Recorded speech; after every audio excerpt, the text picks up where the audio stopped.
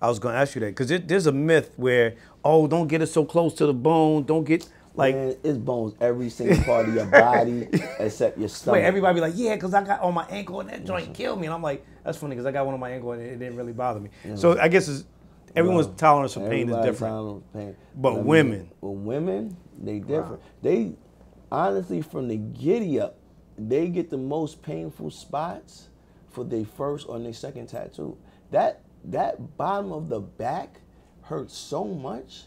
And that's their first tattoo. You remember how many tramp stamps there was back in the day? Every girl was getting it. They was eating it like it was nothing. Let us try to get a lower back tattoo. That shit gonna feel like hot fire, yo. Or, the one right here, right by the pelvis bone.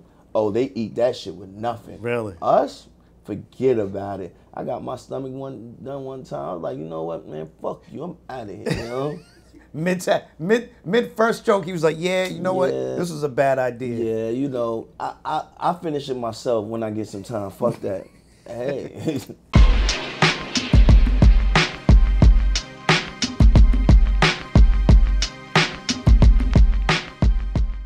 What's going on, y'all? It's your man June Archer here, the Winner's Circle. This is 50.com. My guest today, you know him, you love him. Some of y'all despise him, but he is what he is. He does what he does. He makes his magic happen. Welcome, Caesar from Black Ink Crew. Thank you for having me. What's up, brother? King. Thank you. What's the good word, man? Man, I gotta say, man, I feel great, man. Life is good. And we woke up this morning.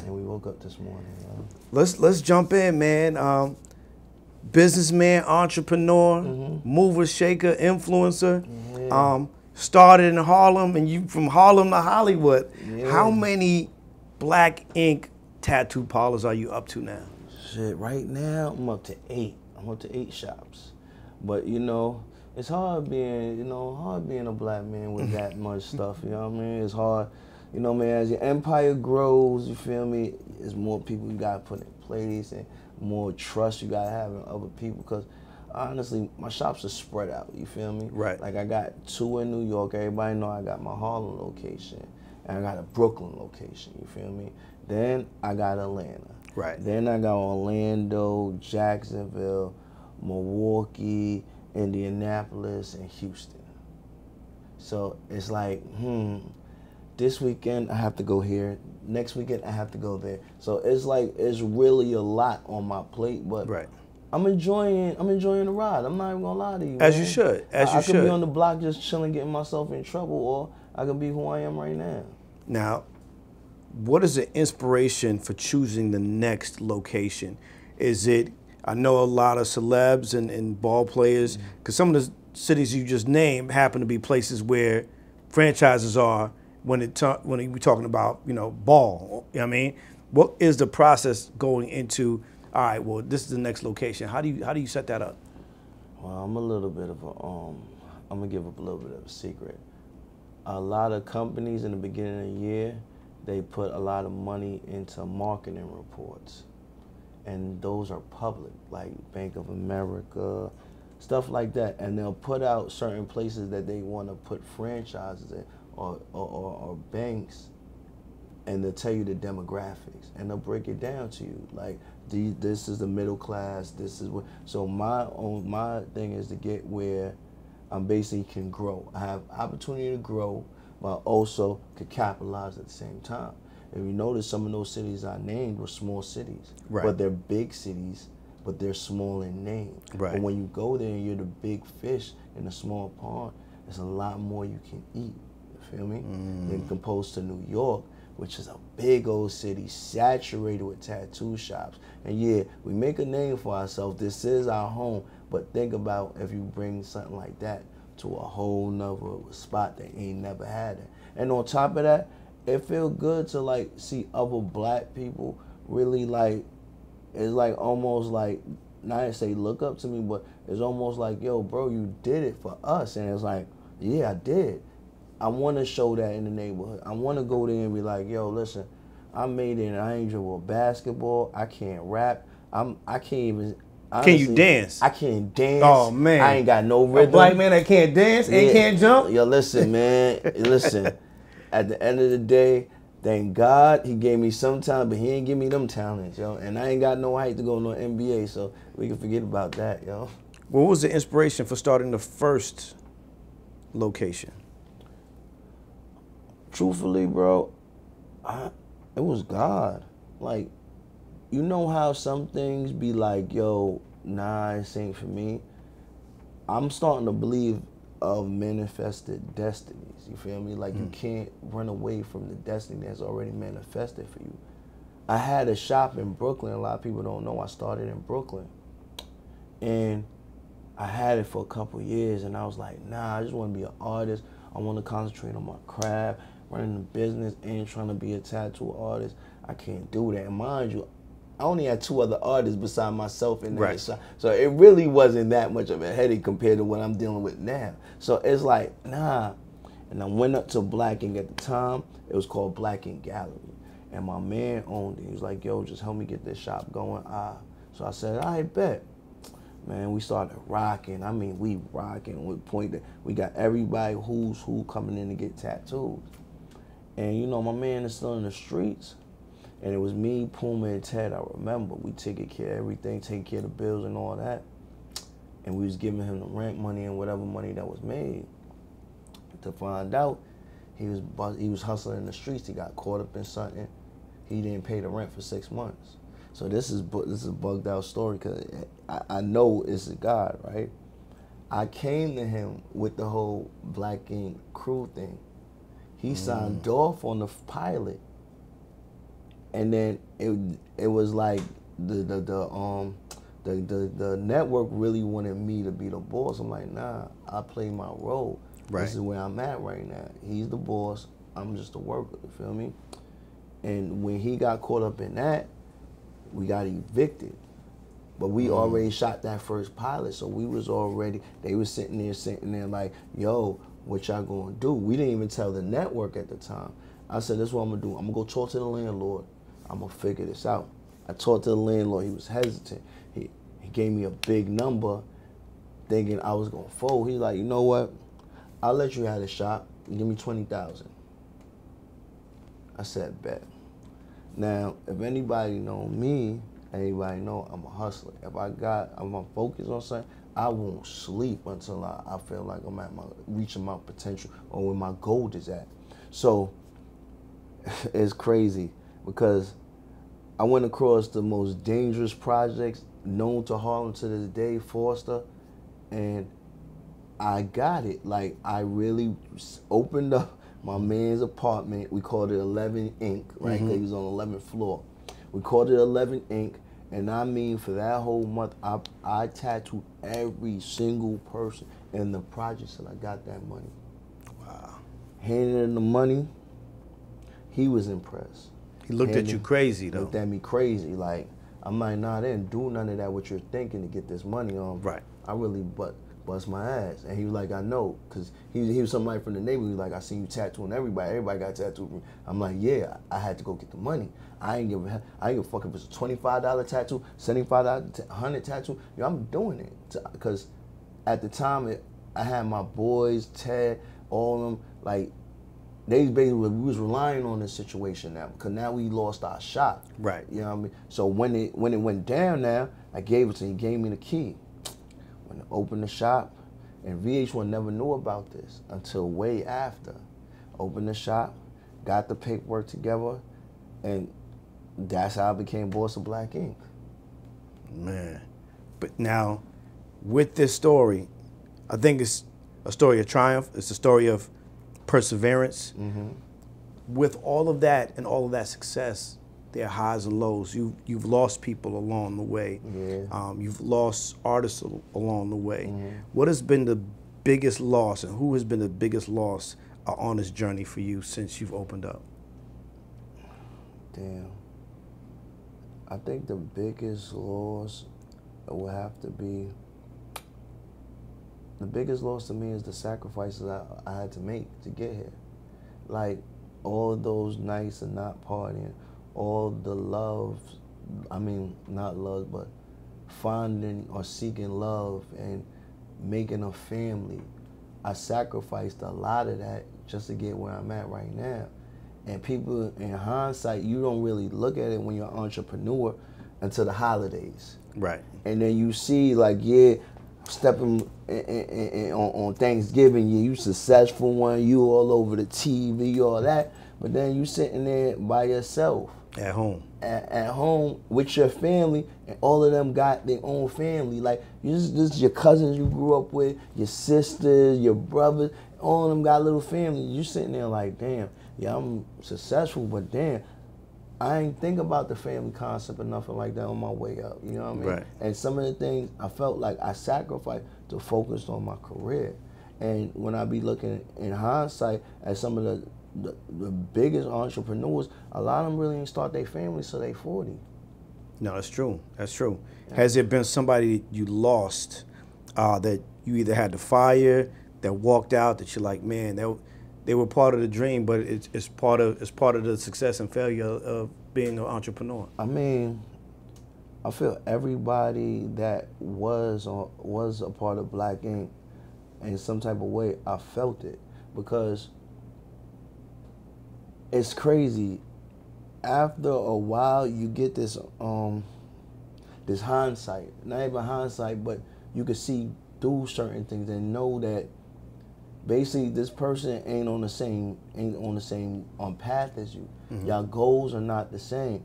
When I'm sitting here telling you, yo, I want to open up 50 shops, and you're sitting here like, yo, I'm just comfortable eating Chinese food and doing this and that, that's where we differ. And if you're not on the same path as me, all the time, you got to disconnect from them people. It's going to happen sooner or later. And that's what bothers me a lot, because I had a lot of good friends and on this climb to where I'm at right now, and I know this is not even my peak, but some of the people I regret not seeing, like some of your old friends you used to chill on the block with, mm-hmm. drink, smoke, just kick it. But once you reach a certain plateau, you can't even do them things no more. I'm a kid from the South Bronx, and I go home and they tell me don't even come back here. What are you doing here? Mm. The police tell me don't come back here. You make the block hot. We have to sit here and watch the block when you're here. It's almost like, I wouldn't say a prison, but sometimes your own success could keep you in a corner. Back you right up into the corner. Back you right into a damn corner. Has there been any words of advice that you've been given by anybody, seeing that you're in this limelight and the spotlight? Because what you described is could be heartbreaking. Like, I can't even go back to my own hood. I can't go back to shake hands and kiss babies with the people I grew up with. But was there a piece of advice where someone say, man, you could do more by doing X, Y, and Z, or don't go back because of X, Y, and Z, or maybe just say, nah, you should go back? Like, has there been something that inspired you along the way? There's a couple things. First, because I feel like every person that gets to a level of success, they always have this, I call it survival remorse. Yep. You feel bad because you made it, and you're looking at your people like, you can't even share certain experiences. You can't sit there and like, yo, I just went to Paris, and yo, that joint is popping, because it sounds like you're just being boisterous, but you're just living your life. I had to learn that too, right? So I seen this thing. It was on Instagram, matter of fact, and Snoop was talking, and it really hit my heart, because the person who showed it to me was my man Puma. And he knew I was struggling. Like, I tell you, like, sometimes I struggle with it myself, because it's like, damn, I don't want to leave my homies, but what am I to do? Am I supposed to dumb myself down? Right. So he showed me the Snoop interview, right? And Snoop basically said, you and your homies are right here, but as you climb, you go higher and higher and higher and higher. Your homies are still here. The only way to get back down to your homies is if you come back down. But it's not your job to come back down. It's your job to keep elevating. It's their job to meet you there. And then when Puma told me that, everything was like, it got a weight lifted off my shoulder. It was like, he's like, bro, stop feeling any type of weight. It's our job to reach where you at, bro. Keep climbing. Right, because you're doing your job. But exactly. But if they see the light, they should be able to elevate to that next level. And this is what I mean. So that's what really helped me. And Puma don't even probably know he really helped me. Because even coming out of COVID, I wasn't messed up as everybody else. You feel me? Because I wasn't a spender. I put my thing away because I'm trying to build something. Right. But then I felt guilty. Like, you're hurt? Here, bro. Here. And then what that do? That start bringing you back down. Because you're trying to build yourself to get somewhere, yo. You're basically trying to get a bigger bag so you can get a bigger bag. Right. So when Puma told me that, it was more of a moment of clarity for me. That advice helped me a lot because no more do I look back and regret like, damn, I'm leaving a lot of my friends. Right. Yeah, it's the truth. It is lonely on the top, but you gotta hit the top so you could be a shining light for others. When people be saying, "C's, keep doing your thing," bro, I'm in the race. I don't be noticing what I'm doing. I'm just trying to beat everybody else. And when people, I be like, sometimes I gotta look back like, dang, I did come a long way. And it's just like, my mother always, I come from a Jamaican household, so A wasn't enough. A plus was never enough. Was never enough. You're supposed to always do that. Why am I patting your back? You are intelligent. You're supposed to have A plus. Right. This is a layup though. That's a layup though. Oh, look, I got an A. No, you supposed to get it. I go to school every day. Now you supposed to go to school. Like, you don't get a reward for that. Exactly. So when people be saying that, be like, dang, I'm good looking. I'm not used to being one. I'm used to go get the job done, and then you go home and you just you get to have your rest. But then the next day, go get the job done. Man, listen, for you, what has been some of the dopest tattoos you've done for a celebrity or a ball player, and what has been maybe an undesirable one? You're like, yeah, maybe I could have done that. I could have freaked that a little bit differently. I'm be completely and utterly honest with you. Most of the celebrity tattoos I have done were, I'm not gonna say, most of them come in for little bullshit. You feel me? Like little bullshit. You feel me? The only person, a couple of celebrities that came in for some real shit. You feel me? And not even a real shit. I just had a real like rapport with them. Was X. Because a lot of people don't know his last album. His album cover is my tattoo. So people be looking at it, and it's so bugged because me and X had such a good relationship. And he got Xavier on his chest. I'm the one who did it. You feel me?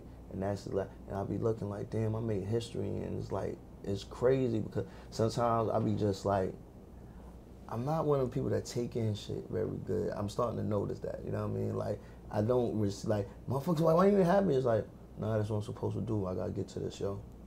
I gotta start basking in the moment. Celebrating yourself. Yeah, I don't do being that. Comfortable in that. I'm not comfortable doing that shit because I feel like it's almost, I try to stay as humble as I am, and I see a lot of celebrity motherfuckers. To a fault, though. Yeah, it's a fault. A lot of people say that shit. Even my woman, like, yo, you too damn humble, yo. Like, but when you in the industry that you see motherfuckers ain't worth shit acting like, yo, they just made the cure for AIDS and niggas supposed to kiss their ass. It's like, bro, you're just a fucking celebrity star. I mean, you're just a fucking reality star. Get the fuck out of here. You ain't saving nobody like no nothing, yo. It's like, yeah, well, you make a couple of dollars, but so what? You're another human is no less than you because of what you have, yo. And I think some people be looking at me like, yo, you're bugging. You're somebody. I am somebody, but so what? I always felt like you should treat the CEO with the same respect that you treat the janitor with, yo. And that's how I always been. Unless you disrespect me, we good, yo. And that's it. Right. But I always treat people with the same respect. There was a memorable episode with a good friend of mine, Maria Davis, yes, who is an AIDS advocate, has been living with AIDS for years. She is all over this country as an advocate and raising money for her AIDS walk and everything. Very, very dope episode. Why was it important to join forces with her to kind of support and give light to AIDS as it relates to our community and not knowing enough about what that means? Especially some people, they always try to, needles and not sharing needles. That was a pivotal episode. Why was that important? See, it's two things. Maria is a good friend with my mother. You feel me? That's how me and Maria met, is through my mother. Also, I grew up watching her. So to find out what happened to her when I get to on where I'm at, I have to share light, because people don't understand. There's a myth that only people who are of homosexuality or homeless people get AIDS. Right. She was in a whole relationship and she caught it, and From her man, man. and she only found out because she was trying to get health insurance. exactly. So you're not expecting. You're not expecting. So when you sit there and see stuff like that, you're like, wow, this is crazy. And Maria's spirit is just so good. And it's like, damn, why this happened to you? But I guess God needed her for that testimony. You feel me? So when Maria was coming around, I was like, Maria, would you be comfortable sharing your story? You know, Maria, she's an advocate. She don't make no bones about it. Let's do it. And it was like, yo, let's go, because, and especially in that era, that shit was a pandemic. You feel me? Like, I don't know too many people that came out that era, you feel me, that wasn't shaken up from that pandemic. That pandemic was crazy, especially New York was ground zero for a lot of shit. Yeah. And people forget. Crack was an epidemic. Crack was an epidemic. AIDS was an epidemic. Like, it was fucking COVID. Everything that hits this fucking country hits the hood of New York first, yo. It's like it's a testing ground, and people don't see that shit. And I just have to be like, yo, is it not obvious? So that's why I brought a person like Maria to understand, like, yo, listen, nobody's immune from AIDS. Nobody's immune from this. Honestly, we're the ones they tested on. That's why we gotta strap up and be even more safer. Who are some of your favorite tattoo artists? I got a whole bunch. I'm a tattoo geek. Like, I gotta say, Pooch Tattoos might be the greatest black tattoo artist ever. Andre Malcolm, Mark Pacheco, Fat Mac. It's a whole list. I got a whole list because I'm really one of them guys that's really into, like, tattoo, the art of it. So I'll be on people's page like, damn, you good, damn, you good. Because I don't mind giving credit, you feel me? Because one of them days, you're going to have to come work for Black Ink. That's how I feel. You see, he ain't playing no games. Like, it's just so much, like, people don't understand how I see it. It's not, I look at people's skill set and be like, yo, I got to sign you to Black Ink. I treat this like a record label now. So you out here like an agent, like, exactly. yo, you need to get down with Black Ink. The way I'm about to change the industry up, man, I'm gonna start signing basically some of these tattoo artists to industry contracts. Because you gotta understand, some of them so big you can't just put them in a tattoo shop. You gotta set them out to the world, but also be making money off them. So it's almost gonna be like Brand Jordan. Like I did that. So let me ask you a question. What's your favorite part of the body to tattoo? For a female. Let's all right. Female, the thigh. I love the thigh. Because I just feel like the thigh is like so sexy and so, like, I freak it in so many other ways. But I also like the under boob. Yeah, and the back too. Because I'm more of a I like doing bodysuits. Okay. So me, I do a whole leg, and girl be like, oh my God, I get so many compliments, do my upper leg. And then before you know it, she's already fully done. And you change her whole look of her body. What are you doing from here on out to put women on a pedestal platform? Because we're in a new DEI space, right? Diversity and inclusion. Yeah. What are you doing moving forward to support women, especially women of color, who want to get in the industry? Man, listen, I gotta say something. I need to apologize to all the women out there for my early years on Black Ink. When you, like I tell you, till you start traveling, you think everything is normal, right? Growing up in New York, you think calling a female the B word is normal. And I got a lot of backlash from that. Like, yo, see, you don't respect women. And they don't understand where I grow up, and it's like, yo, you can just say that just kidding around, or you could say another way and you be mad. But all the times I say was just kidding with people. So I never say that word no more. You feel me? I never do certain things no more. And because I feel like that from my earlier years, that women felt like I put them down and stuff like that, me going forward is me trying to mend certain situations. So now you'll see next season that we're bringing on a whole crew of black women, tattoo artists, that really represent this next generation. Because the first crew of black women that came, they was like the pioneers. People are going to see what Black Ink set up for everybody else, for this next generation. And I feel like the next generation of female black tattoo artists are going to carry the torch for Black Ink crew. Because I can't do it forever. And I feel like me doing that is not only slapping the motherfuckers who was holding the tattoo industry by a chokehold in the face, but it's also